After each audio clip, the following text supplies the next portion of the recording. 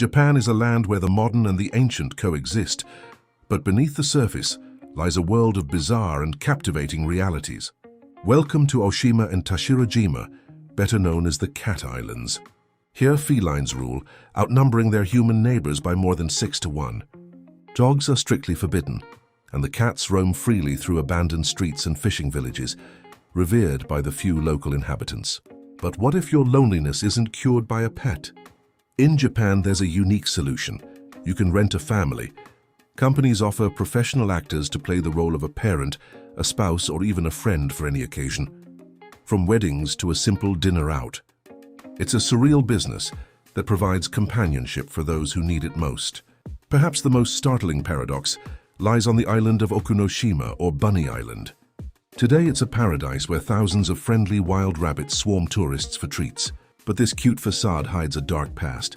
During World War II, Okunoshima was the top secret location of a chemical weapons plant, producing poison gas. From cat-ruled islands to rented relatives and haunted bunny havens, Japan's strangest corners reveal a culture unlike any other. Japan's culture is a tapestry of intricate traditions, some of which defy all expectation. Consider the concept of adoption. In the West, it's about giving children a home. In Japan, it's often a strategic business move. An astonishing 98% of all adoptions are not of children, but of adult men, typically in their 20s and 30s. Why? So that billionaire CEOs without a suitable heir can legally adopt a successor to pass down the family business and name. This deep respect for order is visible even in the daily chaos of Tokyo's rush hour. Meet the Oshiya, the professional pushers. Dressed in immaculate uniforms and white gloves, their job is to physically shove passengers into impossibly crowded subway cars, ensuring the doors can close and the trains run on their famously precise schedule. But Japan's uniqueness extends to its appreciation for perfection, especially in its cuisine. The Yubari King melon is not just a fruit, it's a status symbol. Grown under exacting conditions, a perfect pair of these melons can be treated like luxury jewelry, selling at auction for the price of a brand new car, sometimes fetching over $20,000.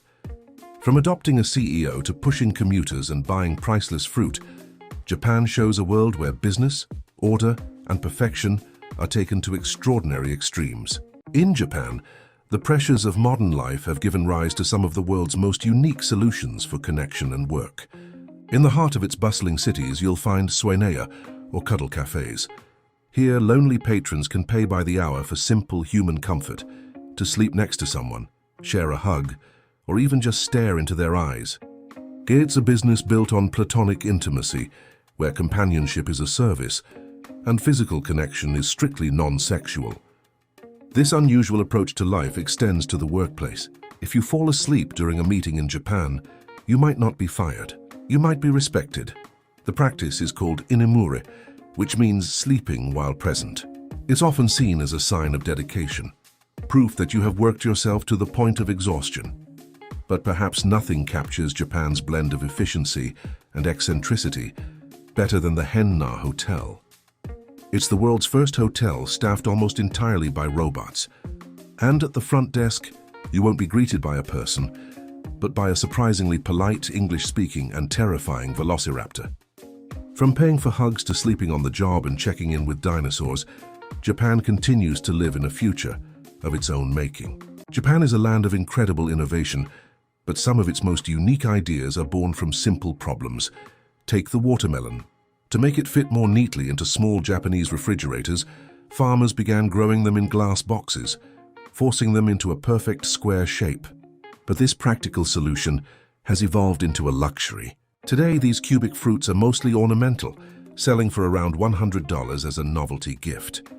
But beneath the surface of this quirky ingenuity lies a much darker phenomenon. It's called hikikomori. Over 1 million young people in Japan have become modern-day hermits, completely withdrawing from society. They lock themselves in their bedrooms, sometimes for years or even decades, unable to face the intense pressures of school and work. It's a silent epidemic of extreme social isolation. Even something as universal as a traffic light has a twist in Japan. Look closely, and you'll find that many of the go lights are not green but a distinct shade of blue. This dates back to ancient Japanese, when the same word "io" was used for both colors. Though the law now requires the greenest possible shade of blue, the linguistic history remains, a daily reminder of a time when the world was seen in a different light. In Japan, the unwritten rules of society are often more powerful than the written ones. Take dining, for example. If you're eating a bowl of ramen, the worst thing you can do is eat it quietly. Loudly slurping your noodles is not just acceptable, it's expected. It's seen as the highest compliment to the chef, showing you are thoroughly enjoying your meal, and it also helps cool down the hot noodles as you eat.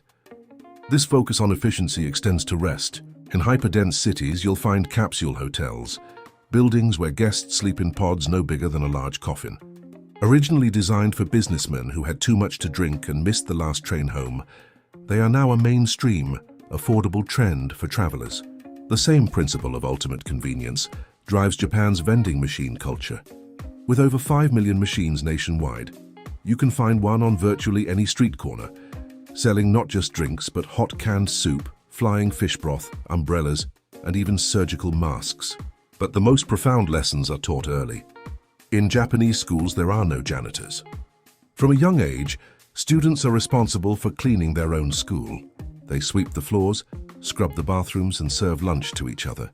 It's a strict system designed not to save money, but to instill a deep, lifelong sense of respect, responsibility, and community. From slurping to sleeping to scrubbing, everyday life in Japan is a masterclass in cultural tradition. In Japan, tradition and modernity collide in the most unexpected ways. At the Crying Baby Festival, or Naki Sumo, giant sumo wrestlers hold infants and do everything they can to make them cry. The first one to wail is declared the winner, in a centuries-old ritual that is believed to ensure a life of good health. But Japan is also home to mysteries of a different kind. At the base of Mount Fuji lies Okigahara, a dense forest known as the Sea of Trees. Here, the volcanic soil is so rich in magnetic iron that compasses and GPS systems become completely useless, leaving visitors lost in a place where technology fails. This is a culture that also takes public accountability to an extreme level. When a company or political scandal breaks, it's common for the leader to hold a press conference, not to make excuses, but to bow deeply, cry, and publicly beg for the nation's forgiveness. Yet perhaps the most surprising tradition is a modern one. Come Christmas time, millions of Japanese families will sit down for their traditional holiday dinner, and the main course, Kentucky Fried Chicken. Thanks to a brilliant marketing campaign in the 1970s, ordering a bucket of KFC for Christmas has become a national ritual, with orders placed months in advance. From crying babies to Christmas chicken, Japan remains a land of endless fascination.